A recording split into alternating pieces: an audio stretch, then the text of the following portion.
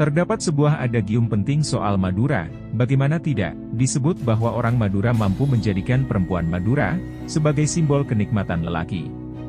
Sebab sudah barnak tentu, terbukti dengan adanya beberapa piranti, seperti jamu, kosmetika dan perlengkapan wanita lainnya sengaja dijual dengan label Madura, oleh karena memanfaatkan mitos keunggulan kualitas seksualitas wanita Madura.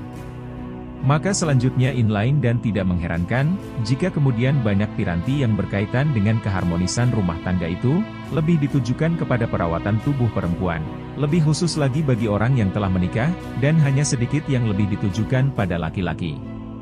Sebelum lebih jauh, perlu pula kita ketahui, landasan historis Madura, bahwa telah sejak zaman kolonial perempuan Madura terkenal memiliki kelebihan dibandingkan perempuan Jawa.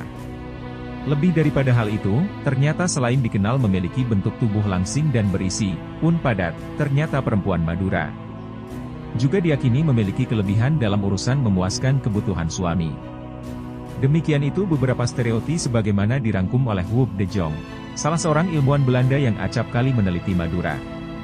Sehubungan dengan hal itu, budaya Madura, bahwa kondisi ini berbeda dengan yang ditemui di Pulau Kalimantan, di mana sebagian besar sarana keharmonisan rumah tangga lebih banyak ditujukan kepada laki-laki. Bukan tanpa alasan, ia ternyata mengaitkan fenomena ini dengan mitos, laki-laki kuat, dalam masyarakat Dayak dan perempuan, hebat diranjang, pada masyarakat Madura. Tak selesai di situ saja, pernyataan Latif Wiyata ini rupanya benar-benar terjadi di kalangan masyarakat Madura. Lebih jauh, Madura memiliki banyak budaya yang masih dilestarikan hingga saat ini, salah satunya budaya pernikahan dini. Budaya pernikahan dini tersebut masih tetap dilaksanakan dan menjadi hukum adat masyarakat. Dalam hal pelaksananya pun sah-sah saja, meskipun hal tersebut bertentangan dengan Peraturan Perundangan Nasional Indonesia. Tidak ayal, di kalangan masyarakat adat yang masih kuat prinsip kekerabatannya, perkawinan dianggap sebagai suatu nilai hidup guna meneruskan keturunan, bahkan mempertahankan silsilah dan kedudukan sosial yang telah retak atau menjauh. Dalam masyarakat adat, perkawinan tidak hanya melibatkan suami dan istri, melainkan melibatkan kedua orang tua, keluarga, dan kedua belah pihak dalam menunjang kehidupan rumah tangga anak menuju perkawinan yang kekal dan bahagia. Ternyata, orang Madura menganggap, logika yang selalu dimainkan dalam sosial budaya masyarakat Madura adalah bahwa keberadaan perempuan masih sebagai entitas yang harus diawasi, dilindungi, dan diarahkan.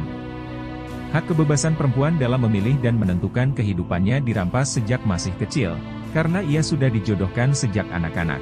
Bahkan pun tak terhindarkan, kebanyakan anak perempuan diperintah untuk segera menikah oleh orang tuanya dengan alasan mematuhi hukum adat istiadat yang ada sejak zaman nenek moyang dan anjuran agama. Selain alasan itu, ada salah satu alasan yang sangat menarik. Yaitu, jika ada yang melamar, sangkal untuk ditolak. Hal itu terjadi karena kekhawatiran orang tua agar anak perempuannya selamat dari mitos perawan tua jika menolak lamaran. Penentuan jodoh orang Madura berdasarkan 3 pola. Pertama, berdasarkan perjanjian antara orang tua ketika anak masih dalam kandungan dalam pertimbangan hubungan darah. Kedua, berdasarkan kehendak orang tua yang menjodohkan anaknya sejak kecil, baik dengan izin anak-anak maupun tanpa izin mereka. Ketiga, berdasarkan kehendak calon pasangan hidupnya atas restu orang tua. Tetapi dalam hal ini orang tua tidak memberi hak apapun kepada anaknya, sehingga semua hal yang menjadi keputusan orang tua harus dipatuhi oleh anaknya. Alasan ekonomi pun juga menjadi latar belakang orang tua segera menikahkan anak perempuannya, sehingga pendidikan tidak dianggap penting untuk perempuan. Perjodohan sejak kecil benar-benar sudah membentuk pola pikir masyarakat dalam menanggapi suatu permasalahan dalam kehidupannya. Masyarakat yang menikah hasil perjodohan pada tahun 1980-an kebanyakan cenderung akan menjodohkan anaknya yang masih balita. Selain itu, oleh karena hal tersebut menjadi tradisi sejak dahulu. Rendahnya pendidikan juga melatar belakangi pemikiran masyarakat. Maka soal masalah pendidikan untuk anak-anak mereka, tidak dianggap sebagai sesuatu hal yang begitu penting. Lebih jauh dari hal yang sudah kita bahas, dalam hal menikah pun orang tua yang menikah pada tahun 1990-2000-an sangat berharap nasib anaknya tidak sepertinya menikah di usia muda tidak dialami mereka. Soal lain tentang Madura, ketaatan masyarakat Madura dalam mengedepankan aspek religiusitas dapat kita lihat dari struktur sosial kemasyarakatannya. Figur seorang kiai pada struktur hierarkis Madura, berada pada kelas paling atas, bahkan acap kali menjadi sebuah pemimpin dan penggerak dari masyarakat lokal. Bahkan, seorang kiai berperan dalam pembentukan konsep moral dan immoral di Madura, sehingga kedudukan mereka dalam pembentukan masyarakat sangatlah penting. Perkataan dan pandangan mereka terhadap praktisi Islam yang benar, menjadi sebuah dogma dan standar kehidupan, yang dijunjung dalam komunitas lokal yang ada di pulau tersebut. Lebih spesifik lagi, ide-ide sebelumnya menjadikan konsep perempuan ideal dalam masyarakat Madura adalah perempuan yang melayani suaminya dengan baik dalam ketiga aspek tersebut.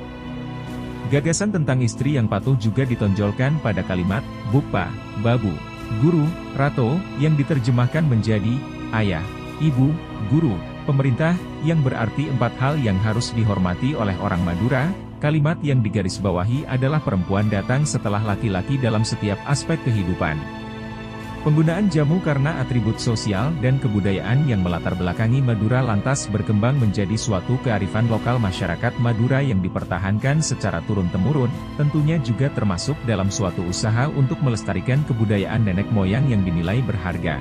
Idealisme sosial budaya yang ada di Madura membuat tradisi minum jamu menjadi suatu habituasi yang lumrah ditemukan, bahkan acap kali menjadi sebuah kebutuhan.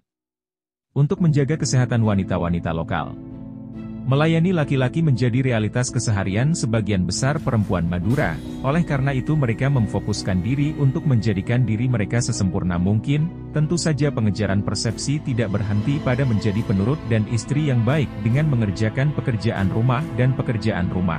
Tetapi rasa submisif ini meluas ke tugas menyenangkan suami mereka di kamar tidur, dan itu termasuk membuat bagian reproduksi mereka dalam kondisi terbaik. Tuntutan ini mengarah pada penciptaan ramuan herbal lokal untuk tujuan peningkatan kinerja seksualitas.